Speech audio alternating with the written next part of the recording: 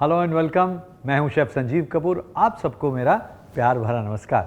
भाई देखिए, रेसिपीज़ बहुत तरह की होती हैं, लेकिन ये जो रेसिपी है ना, ये ऐसी है जो मेरे दिल के बहुत करीब है। आपके दिल को भी ज़रूर छुएगी।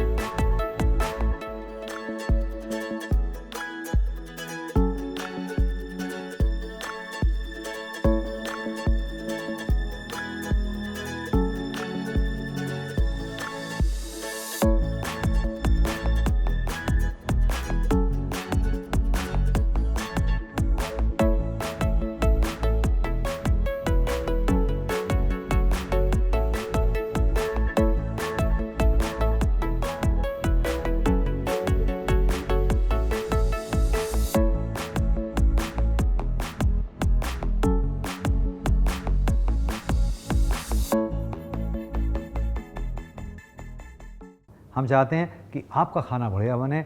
आप जब हमारी रेसिपी बनाएं, वो दूसरों के साथ में शेयर करें। जी हाँ, असली नॉलेज शेयर करनी चाहिए। पास कीजिए उसको।